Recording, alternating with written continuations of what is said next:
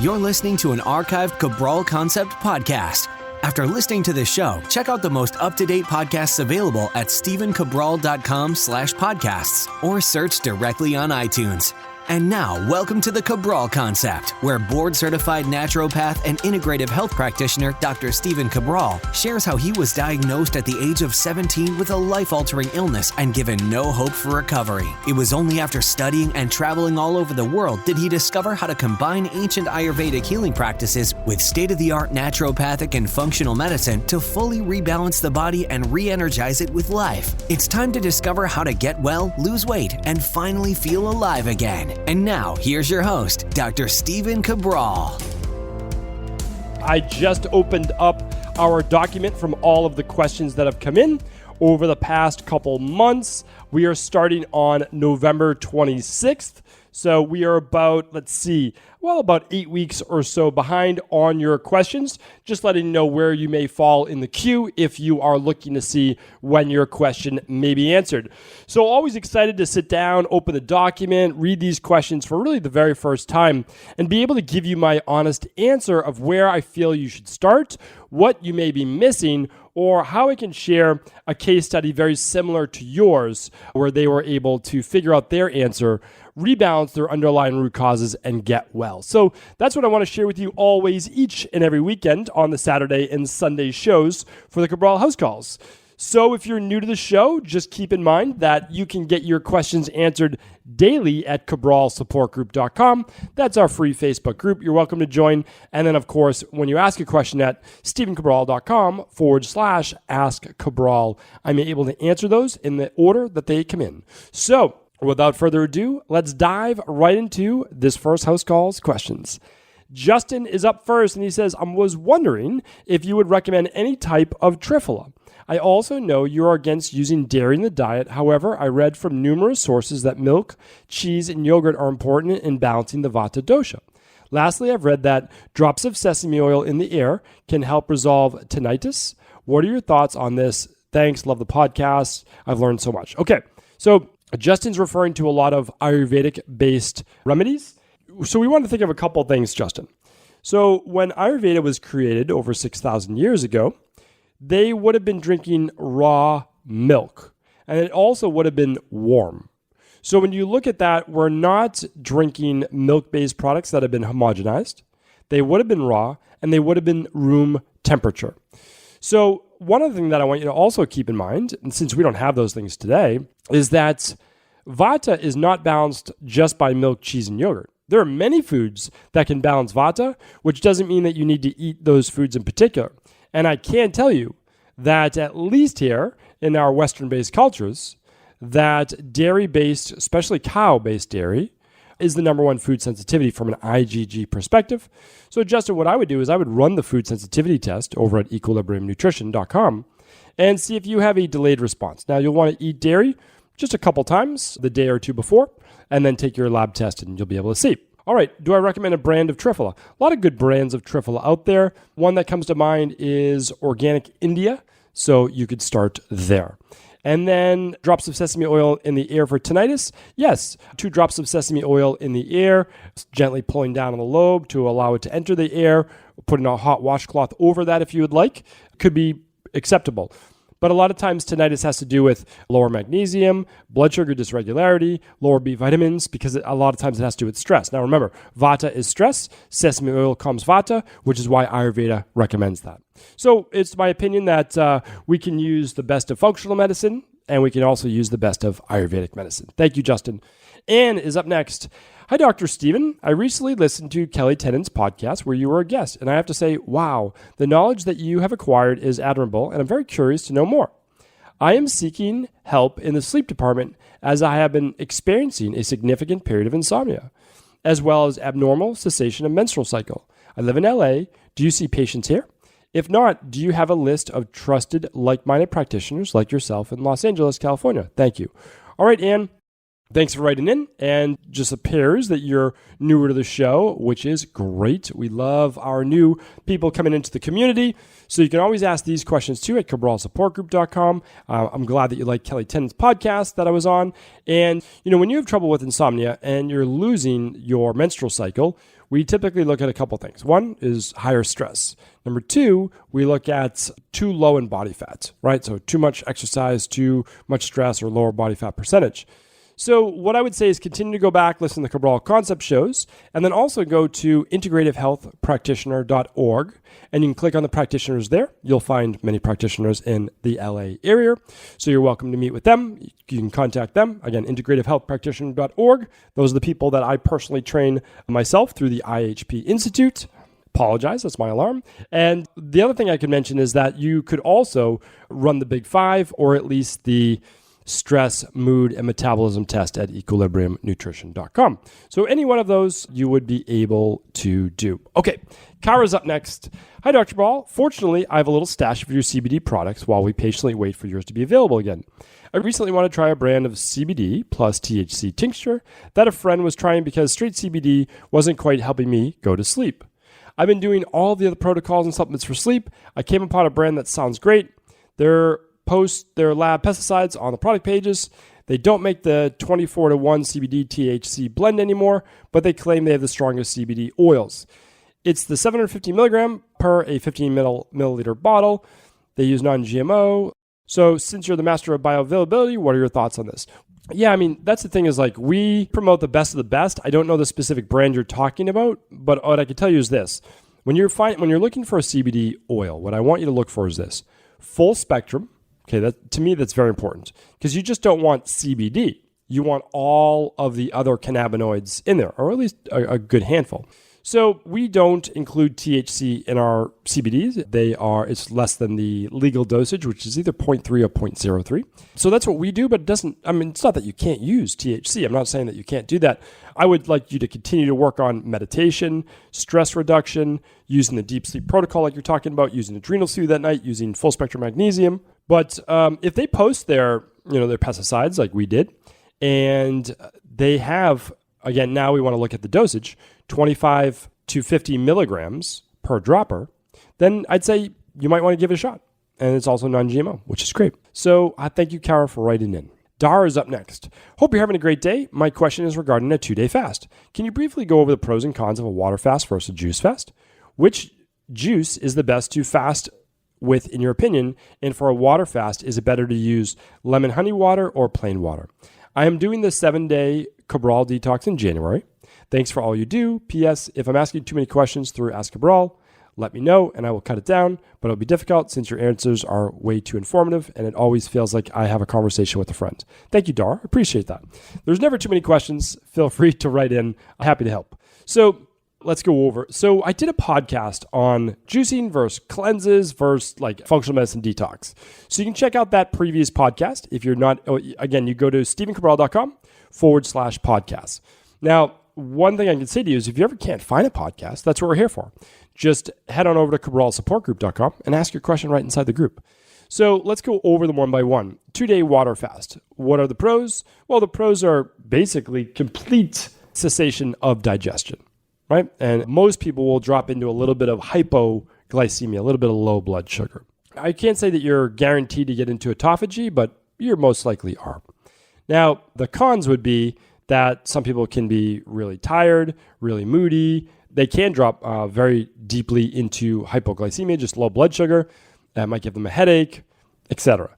And it's also, you're not supporting your liver at all. Now, I don't think that 2 days is too much, so I'm not against that. But you might want to follow our formula of the once a week, 24-hour fast, daily, 12 to 14 or so hours, maybe a little bit longer for some people. And then quarterly, the 7-day detox, which is 2 days of fasting.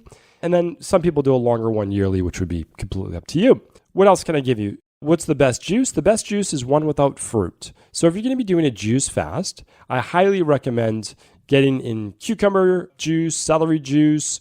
You can put in kale. You can put in whatever you would like. But you don't want the sugar to make your blood sugar erratic. The other thing that I like to get in there is parsley and other items that will be helpful in minor detoxification ways. So parsley, cilantro, ginger, lemon, all of those will be helpful. So good questions, and hopefully that answers your question. Melissa's up next. Thanks for all your insights. I love continuing to learn and improve my health and the health of my family. I have two opposite sleep issues. My son has Lyme disease. He was diagnosed over 10 years ago. He has done lots of different treatments throughout the years and is feeling really good except for his chronic insomnia. Also, my daughter deals with chronic fatigue, is tired all the time, and sleeps a lot.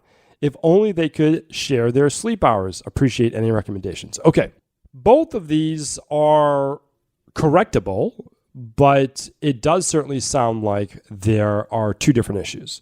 So I don't know what is going on with your son and his insomnia with Lyme disease because he's feeling great for the most part. So for him, I would look at, is it higher levels of dopamine throughout the day and at night? Is it higher levels of cortisol? And then for your daughter, it certainly sounds like low levels of cortisol, which is why she's tired pretty much all the time. Now, the nice thing is there's one test that tests both of those, and that is the stress, mood, and metabolism test. And both of your children could easily take that test and figure out what's going on in terms of cortisol. You could also run the starter kit, which is looking at their vitamin levels, and the hair tissue mineral analysis to look at their mineral levels. So your son might be high in calcium, low in magnesium. Your daughter might be higher in magnesium, lower in calcium. So these are all things that we look at on lab tests. We teach them inside of the Integrative Health Practitioner Institute. And that's what I would do because, again, from you giving me this, even though I appreciate you writing in, of course, I'm not able to tell what is going on just through this writing that you wrote in. So what I'd like to do is lab test, figure out what is going on, and then, of course, we'd be able to give our recommendations based on that. Because the goal is to customize a protocol for you and be able to figure out the underlying root causes, and that is what functional medicine lab testing does. All right, we have Chanel up next. Hi, what is the best method of testing for Lyme? From my understanding, the blood test may not be the most accurate. I've heard Dr. Cabral mention that he has completed teaching seminars on Lyme, and I'm wondering if those are available yet. Thank you for all you do. Your information is life-changing. So thank you, Chanel. Yes, I've given seminars at the Massachusetts Lyme Society before. I gave a pretty comprehensive one on different modalities to use, everything from hyperbaric chamber to andrographis, astragalus, all sorts of different herbs. But what I would say is, you're asking for the best testing for Lyme-based disease. I don't actually test for Lyme. It's not that you shouldn't test for Lyme disease. You absolutely should. But sometimes with Lyme testing, just like you said, there are false positives and there are false negatives, which makes it really frustrating in general. And it's also something that you would run through your PCP. So plenty of lab testing right online. And what we typically recommend is an antibody test. So a lot of times people see the bullseye on their arm or they'll start to suffer from symptoms a couple weeks after being bitten by a tick. So what we do is we recommend running the antibody test to see if your body is reacting to the specific bacteria. And that's typically the ELISA test. There are others, why can't I think of that right now? Western blood spot test. There are a few out there. So, but we use the ELISA test. So that's typically what we recommend. All right. Next person is DB. Sensitive subject. Son has vitiligo on half of his 2 fingers and 2 small spots on the middle of his back. His tests for B, D, and autoimmune issues that his pediatrician said are often associated with vitiligo have come back negative. I heard you in a podcast briefly mention that hydrogen peroxide could potentially help. We give him Nutricia, omega-3, Smarty Pants, multi, and elderberry. What steps would you take if this was your 4-year-old child, as obviously this could affect his mental health later on and is worrisome as a parent? Are there better supplements I could get him? I'll do anything for them. Many thanks for your input. Totally understand where you're coming from. For those who don't know what vitiligo is, it is basically a loss of pigment or color in basic blotches on the body. So what I do is I also look for fungal-based infections.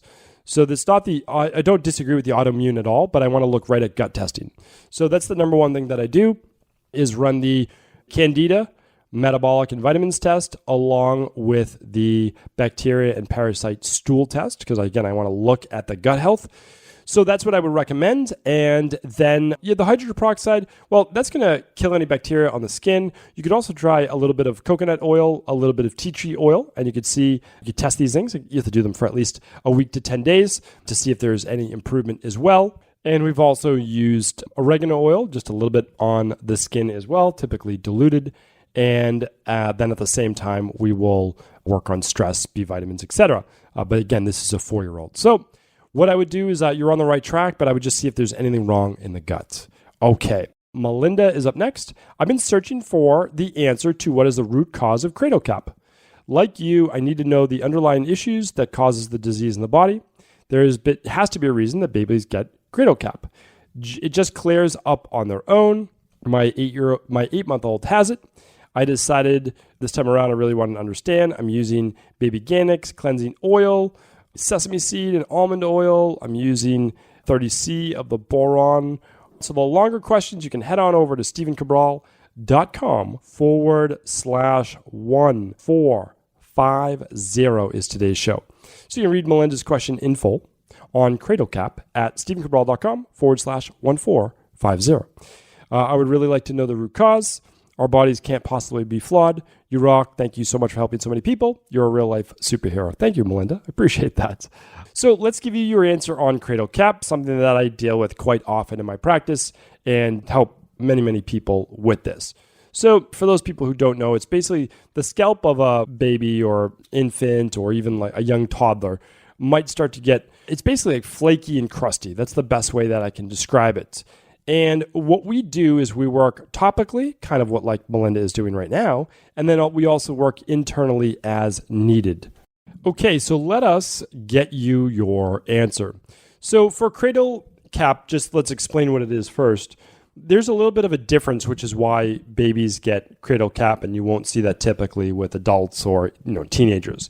So what we want to look at is that there is a turnover of cells, that's skin cells, on the body, namely the head is what we're talking about.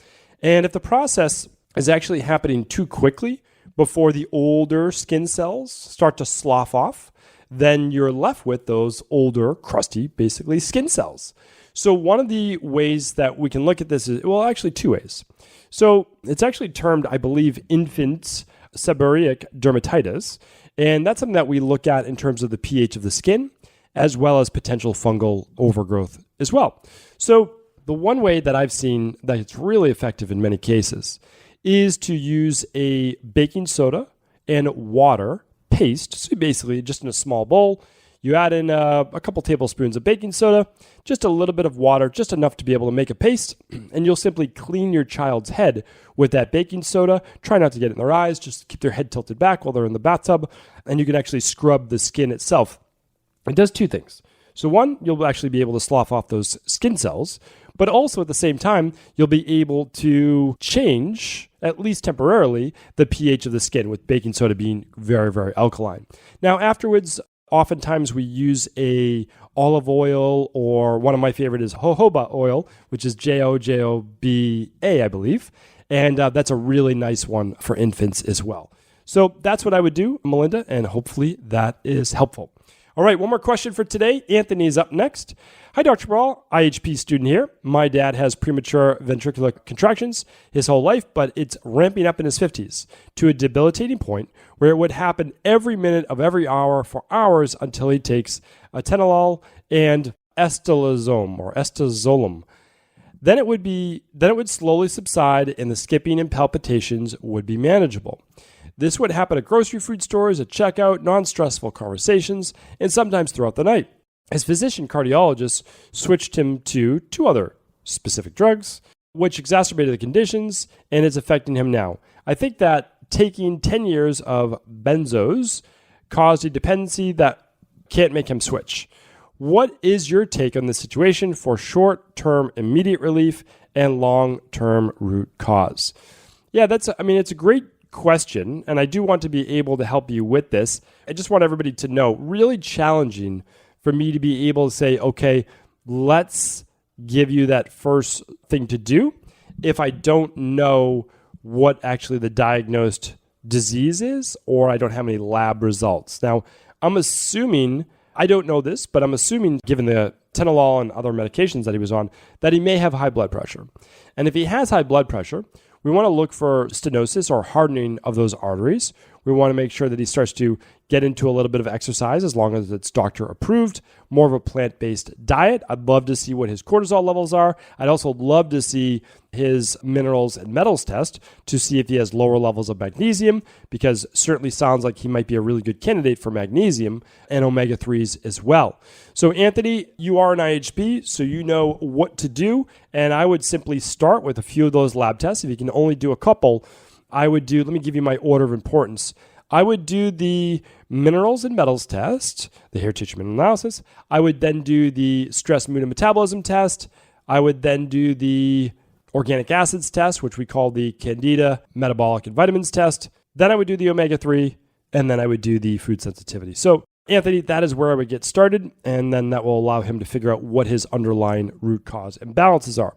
So hopefully this was helpful. Thank you everyone for tuning in today. I appreciate you. I'll be back tomorrow answering another 5 to 10 of our community's questions. Thank you so much for sharing the show, for reviewing the show on iTunes and all your favorite podcast players. Have an amazing weekend. I'll be back soon. Ever wonder what the best sauna, blue blockers, sleep trackers, wake lights, salt lamps, or other health gadgets are? Or what about the top non-toxic mattresses, sheets, soaps, bath products, toothpaste, and cookware? Or would you like to know the cleanest choices for hemp parts, meal delivery services, supplements, and much more? I personally curated, researched, and now created a resource page of all of my top picks that continues to grow each week.